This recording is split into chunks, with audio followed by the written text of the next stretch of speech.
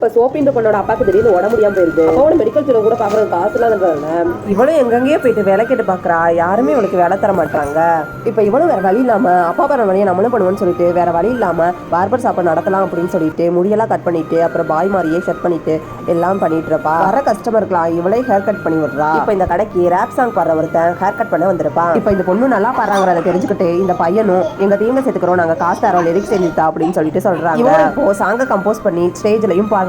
இதை பார்த்த மக்கள் எல்லாருக்கும் இந்த சாங் வந்து ரொம்ப பிடிச்சு போயிருது. ஆல்ரெடி இந்த டீமுக்கு பாட்டு எழுதி கொடுத்தவனுக்கு இவளை பார்த்தாலே சுத்தமா பிடிக்கல, என்ன எல்லாரும் சத்தா சொல்றீங்க அப்படின்னு சொல்லிட்டு இருக்கா. திடீர்னு அந்த பொண்ணு கோவப்பட்டு இருந்துச்சு, ஏதோ சொல்லணும்னு நினைக்கிறா. அப்பாவை பீரியட்ஸ் ஆயிடுறா. இப்ப இந்த டீம்ல இருக்க ஒரு பொண்ணுமே இதை பாத்துறா. இப்ப என்ன பண்றதுன்னு தெரியாம முழிச்சிட்டு இருக்கும் போது இப்ப கதவை தர அப்படின்னு சொல்லிட்டு பேக் கொடுத்துருக்கா. அதுக்கப்புறம் இந்த பொண்ணு கூட தனியா பேசி நடந்ததை சொல்லி புரிய வைக்கிறா. அப்பாக்கு உடம்பு சரியில்லை, அதனாலதான் இப்படி பண்ணேன்னு சொல்லிட்டு சொல்றா. சோஃபியோட அம்மா எம்ப்ராய்டரி டிசைன்லாம் நல்லா போடுவாங்க. அவங்களுக்கு ஒரு பெரிய ஆர்டர் வந்திருக்கும். ரொம்ப நாளா கஷ்டப்பட்டு ஒரு டிசைனை போட்டுட்டு இருப்பாங்க. கரண்ட் இல்லாதனால தண்ணி குடிக்கலாம்னு சொல்லிட்டு கிச்சனுக்கு போயிருப்பாங்க. தெரியாதனமா அந்த கேண்டில் அந்த இது மேல பட்டு அந்த இதை எரிஞ்சு போயிடும். கடைசியில் அந்த துணி மொத்தமே எல்லாமே எரிஞ்சு போயிருது. இதனால அவங்களுக்கு ரொம்ப நட்டமாயிருது. அடுத்த நாள் அந்த கடங்கார வந்து இன்னும் ஒரு வாரத்துல காசு கொடுக்கலைன்னா அந்த கடை எனக்கு தான் அப்படின்னு சொல்லிட்டு என்ன பண்றதுன்னு தெரியல. பயங்கரமா இப்ப டிப்ரெஷன் ஆயிடுறா. ஒரு நாள் கஸ்டமருக்கு ஹேர் கட் பண்ணிருக்கும் போது அந்த ரேப் சிங்கர் வந்து ரேப் சிங்கருக்குலாம் பெரிய காம்படிஷன் நடக்க போகுது. ஸ்டேஜ்ல டைட்டில் கொடுப்பாங்க, அதை வச்சு நம்ம பாடணும். இதுல வின் பண்ணா நிறைய காசு கிடைக்கும், நிறைய வாய்ப்பு கிடைக்கும்னு சொல்லிட்டு சொன்னான்னு சொல்லிட்டு கூப்பிடுறான். நான் வர முடியாது, எனக்கு ரொம்ப வேலை இருக்கு அப்படின்னு சொல்லிட்டு இன்சல்ட் சொல்லிட்டு அனுப்பிடுறா. இப்ப விட்டுட்டு இவங்க மட்டும் காம்படிஷனுக்கு போயிருப்பாங்க. ராபிக்கு ரொம்ப கஷ்டமா இருக்கும், என்ன எழுதுறதுன்னு தெரியாம இப்ப முடிச்சிட்டு இருக்கும் போது ஒவ்வொரு டீமும் இப்ப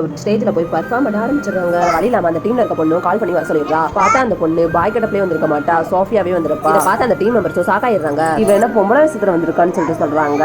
அப்புறமா பேசிக்கலாம்னு சொல்றா. அதுக்கப்புறம் வேக வேகமா லிரிக்ஸ் எழுதிட்டு இருக்கா. அதையோ கம்போஸ் பண்ணி பாட ஆரம்பிச்சிடறாங்க. கடைசியில அந்த காம்படிஷன்ல இவங்க தான் வின் பண்ணிருப்பாங்க. இதனால இவங்களுக்கு 1 கோடி உள்ள கான்ட்ராக்ட் ஒன்று கிடைக்குது. அட்வான்ஸா இப்ப 2 லட்சம் கையில கொடுத்துட்டு போறாங்க. இதை வச்சு இப்ப அப்பாவோட கடனை அடைச்சிட்டு காலேஜ்ல சேர்ந்து மறுபடியும் படிக்க ஆரம்பிச்சிடறா. பார்ட் டைம் அந்த டீமுக்கு லிரிக்ஸ் எழுதி கொடுத்துட்டு இருப்பா. இப்ப கடையுமே கிடைச்சது, ரொம்ப சந்தோஷமா இருக்காங்க.